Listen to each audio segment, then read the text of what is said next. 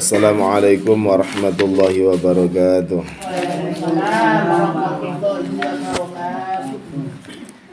Bismillahirrahmanirrahim. Alhamdulillahirabbil alamin wa bihi nasta'inu ala umurid dunya waddin. Wassalatu wassalamu ala asyrafil anbiya'i wal mursalin sayyidina wa maulana Muhammadin wa ala alihi ashabihi wa dzurriyyatihi ajma'in. Qala rabbi syrah li sadri wa yassir li amri wa hlul 'uqdatam min lisani yafqahu qawli. La haula wa la quwwata illa billahil 'aliyil 'azim. Amma ba'du. Hadratul muhtaramin, para ibu-ibu saya jamaah musalla Atin Lemarap rahimakumullah. Alhamdulillah, pada malam ini kita semua masih ditakdirkan oleh Allah SWT sehingga kita semua masih bisa berkumpul bersama-sama kembali dalam majelis ilmu yang insyaallah penuh dengan limpahan barakah ini. Mudah-mudahan saged istiqomah sedaya, mudah-mudahan saged angsal keberkahan saking kempal wonten ing majelis ilmu dalam menika. Salatullah salamuhu, marilah kita haturkan kepada junjungan kita Nabi besar Muhammad sallallahu alaihi wasallam. Mandar muga saya diakui mati kanjeng Muhammad, mandar muga saya asal syafaat kanjeng Muhammad. Amin amin Allahumma amin. Para ibu-ibu saya yang mulia, pada pertemuan yang lalu kita membahas seputar syarat wajibnya sholat. Sekarang kita membahas tentang syarat sahnya sholat.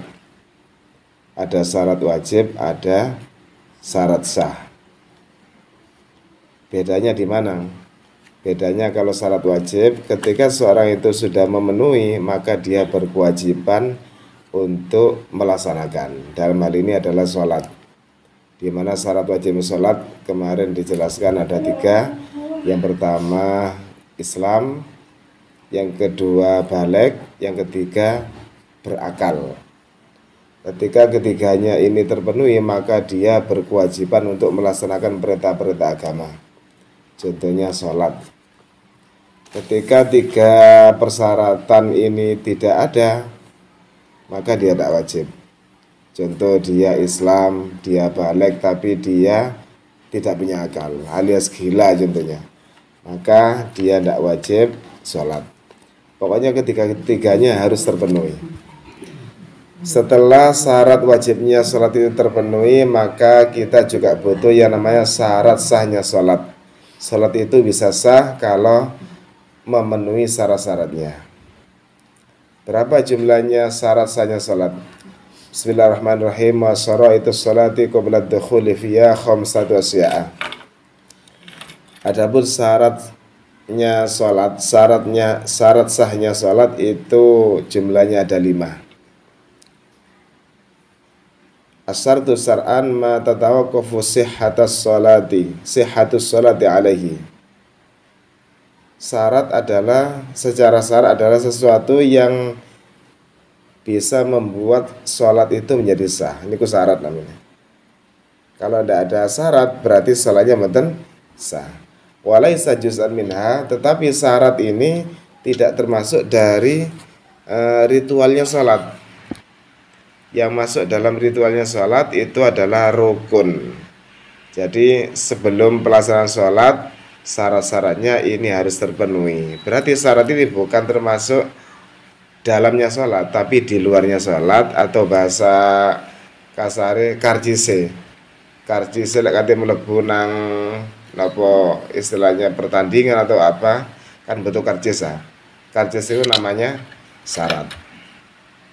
Asyartul awalu, syarat sahnya sholat yang pertama yaitu thaharatul a'dha'i minal hadatsil asghari wal akbari. Badan kita harus suci dari hadas kecil dan hadas besar. Di mana hadas kecil itu bisa didapat atau kita bisa terkena hadas kecil karena kita keluar dari, ada sesuatu yang keluar dari 2 jalan depan atau belakangnya, atau karena bersentuhan kulit selain mahramnya, atau karena tidur yang tidak menempatkan tempat duduknya pada pantatnya pada tempat duduk, kan banyak lubung yang bisa menyebabkan hadas kecil. Atau hadas besar itu dikarenakan karena junub, karena haid, nifas, itu harus mandi besar istilahnya. Kita kalau sholat rasanya harus suci dari dua hadas itu, hadas kecil maupun hadas besar. Indal kudrati, ketika kita mampu untuk menghilangkan dua hadas itu, hadas kecil atau hadas besar. Amma faqidut tahuraini, adapun orang yang tidak mampu untuk menghilangkan dua hadas ini, dua macam hadas ini, fa sholatuhu sahihatun, maka sholatnya tetap dianggap sah kalau keadaan darurat, ma'awujubil i'adati alaihi, tetapi dia wajib untuk mengulangi sholatnya ketika sudah mampu menghilangkan hadas. Maksudnya apa lagi? Iki contohnya wonten tiyang sakit, kan sholat itu dalam keadaan apapun tetap wajib kita laksanakan semampu kita. Ketika kita tidak mampu untuk menghilangkan hadas kecil atau besar, maka sholatlah dalam keadaan berhadas, punya hadas. Contoh wonten tiyang sakit, atas rekomendasi dokter dia tidak boleh terkena air, berarti mboten saged wudu atau mandi. Terus katanya dokter ini juga tidak boleh terkena debu, kan kalau tidak bisa wudu kan tayamum ya, air mboten asal, debu mboten asal teng dokter, maka dia tetap wajib melaksanakan sholat walaupun dalam keadaan punya hadas. Nanti kalau dia sudah sembuh, ditakdir sembuh, dia wajib untuk mengulangi sholatnya alias kodok, kan di luar mengerjakan sholat di luar waktunya kan kodok namanya, tetap wajib mengkodoi. Kalau dia ditakdir meninggal dunia, maka dia tidak wajib mengkodoi. Kalau ahli warisnya mboten wajib mengkodoi. Kalau dia tidak sholat, dia berdosa walaupun dia sakit, karena sholat harus dikerjakan, dilaksanakan dalam keadaan apapun semampunya. Walaupun dalam keadaan perang tetap wajib sholat, walaupun keadaan sakit tetap wajib sholat. Untuk sakit, karena sholat ini sholat wajib maksudnya ya, sholat fardu, diantara rukunnya yaitu harus berdiri. Maka ketika ada orang mampu berdiri tapi sholat fardu tidak berdiri, berarti betul sah sholatnya. Kalau sholat sunat dia mampu berdiri tapi dia tidak mau berdiri, maksudnya sholat keadaan duduk, males aku contohnya, maka sholatnya tetap sah karena sholatnya sholat sunat, tapi pahalanya dipotong 50%. Biasa oleh 1 juta oleh 500 umpami ya. Kalau sholat wajib, kalau dia mampu berdiri wajib, kalau tidak mampu, mampunya apa? Duduk, maka duduk. Dalam kendaraan. Kalau dalam kendaraan, menghadap kiblat berarti ya. Kalau sholat dalam kendaraan mengikuti arah kendaraan itu berjalan. Jangan kendaraan harus meniru kita. Diwalik, jangan kualik. Jadi kendaraannya kita harus meniru kendaraan kemanapun kendaraan itu pergi, karena itu sholat dalam keadaan darurat. Contohnya wonten pesawat ya. Tapi untuk ketua rombongan ini berkewajiban untuk memberikan pencerahan kepada jamaah. Contoh pada Mekah umpami ya, atau teng luar negeri yang sekiranya makan waktu yang panjang, butuh penerbangan beberapa jam, maka dilihat kita mau pergi ini jam berapa.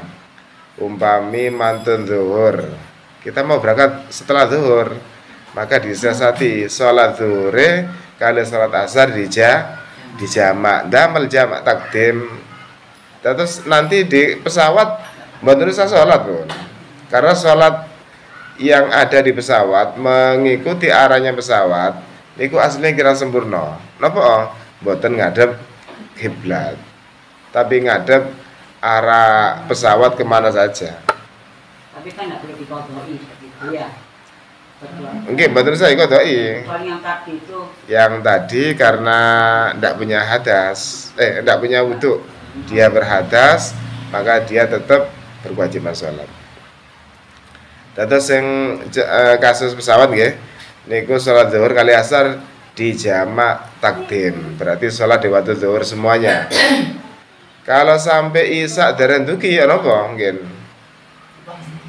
Maka nanti untuk sholat maghrib kali isya di jamak takhir. Berarti sholat isya ada di waktu sholat maghrib kali isya ada di waktu isya jamak takhir. Berapa jam nih kok? Zuhur jam sunggal gitu sampai dalu jam itu kok. Jam 13. Nggih. 13, 14, 15, 16, 17, 18, 19, 20, 21, 22. Sampai jam 10 malam umpama. Kan biasa lek temekan niku 10 jam. Lek temekan niku atau 12 jam. Maka jenengan tidak perlu sholat di pesawat kalau berangkatnya manten zuhur. Kiraan malih lek berangkatnya saat dengan zuhur niku sing repot niku. Lek berangkatnya manten zuhur aman. Karena kita bisa mensiasati untuk menjamak sholat zuhur kali asar pakai jamak takdim. Mungkin sholat isya maghrib kali isya jamak takhir. Aman pun, mboten sholat di pesawat plus panjenengan. Tapi sholat di tempat biasa. Kami ulangi malih ya. Dados tiyang lek mboten saged menghilangkan hadasi sama sekali atau memang ndak mampu, ndak berdaya karena sakitnya sudah parah, mboten usah perlu dikengken wudhu pun. Atau tayamum mungkin kerepotan. Biarkan beliau yang sakit ini sholat dalam keadaan berhadas atau punya hadas. Nanti kalau dia takdir sembuh, kersane pun sak duluran niku nggih ngodoi. Salat apa saja yang ditinggalkan kali berapa hari, ngoten tok. Kersane napa? Tapi niki lek anu nggih, lek pejam mboten usah ngodoi. Pokoknya lek enten yang sakit parah, tetap kan salat kan. Masuk zuhur kan salat. Walaupun ndak wudu. Karena memang ndak berdaya, ndak mampu wudu. Mungkin lek ditakdir waras, getiane ngodoi. Tapi lek ditakdir meninggal dunia, mboten wajib wudu. Niki aja ngoten. Niki yang diistilahkan salat li hurmatil waqti. Salat untuk menghormati waktunya salat. Kenapa? Karena tiap kali waktu salat itu tiba, kita yang sudah masuk kategori syarat wajib untuk melaksanakan salat itu terkena taklif. Taklif itu terkena aturan untuk segera melaksanakan salat zuhur umpami nggih. Adzan. Maka kita ini punya utang to pangeran. Harus salat. Saking dikasih jatah durasi sampai sadurunge asar wonten. Karena demikian, maka ketika ada orang meninggal dunia di waktu zuhur jam sunggal umpami nggih, dia belum salat, terus meninggal dunia, maka dia punya hutang salat zuhur karena waktu zuhur sudah masuk. Paham nggih? Lek asar mboten usah. Soale sadurunge nglampahi jan, dereng mengalami waktu asar. Wafatnya tepat waktu zuhur. Tapi dereng salat zuhur, maka dia wajib untuk melaksanakan untuk ngodoi salat zuhur. Sama dengan orang yang haid. Wonten dia haid nggih. Sudah masuk zuhur, dia ndak kok bersolat, seadang ta napa mbah-mbah. Terus datang bulan menstruasi nggih. Maka nanti ketika dia sudah suci, dia wajib ngodoi zuhur tadi itu. Karena dia napa haid dalam keadaan sudah masuk waktunya dan belum sempat sholat.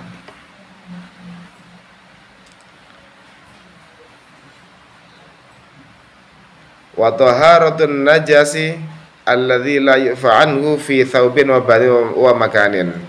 Adapun untuk syarat saya sholat harus suci dari najis, maksudnya suci yang maksudnya yang suci itu apa saja? Yang pertama, pakaian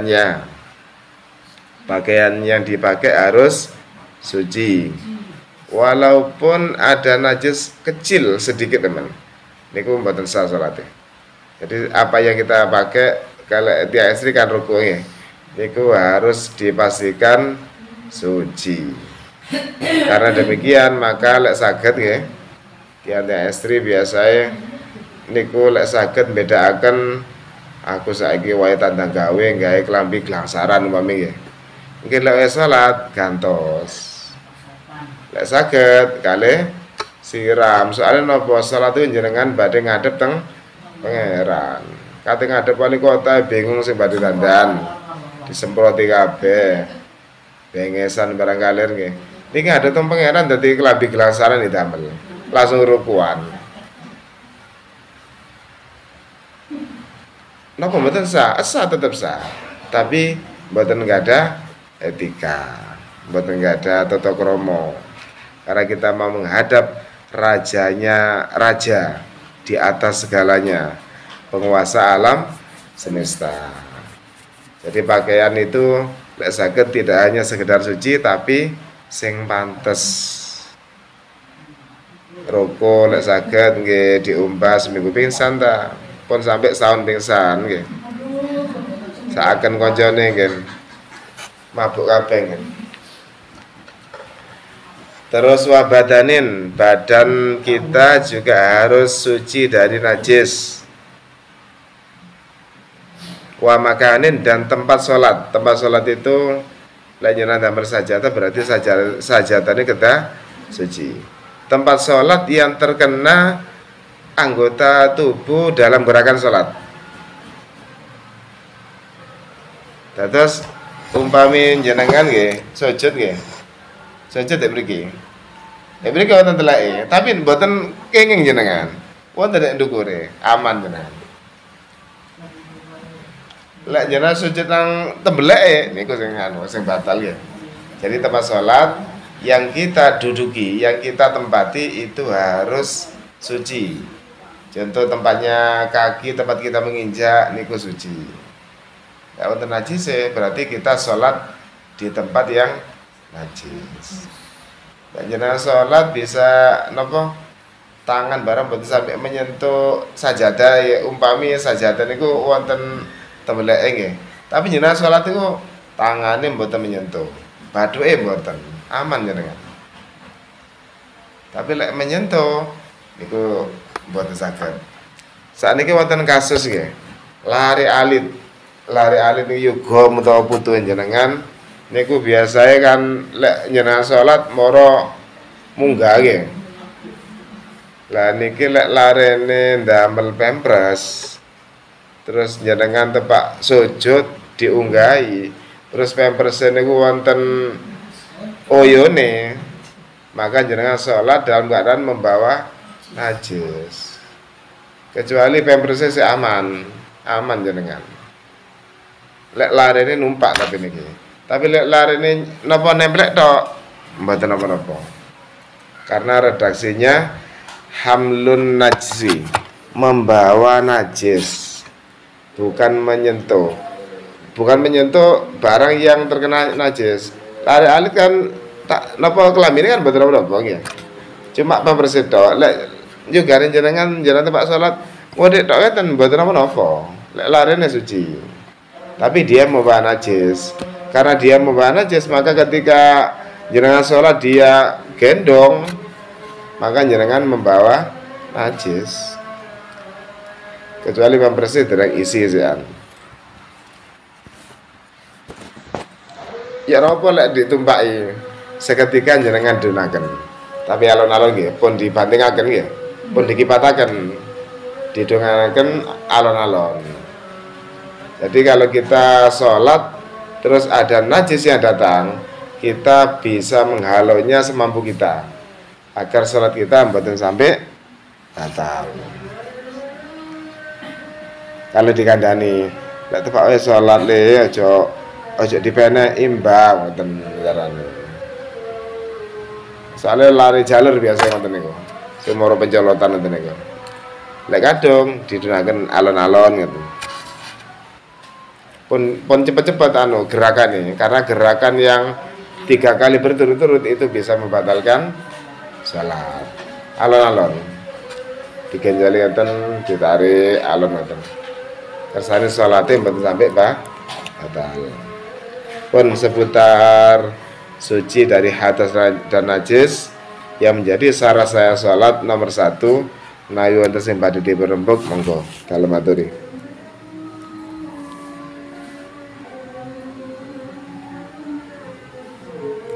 Monggo. Sinjawi menawi badhe tanglet monggo.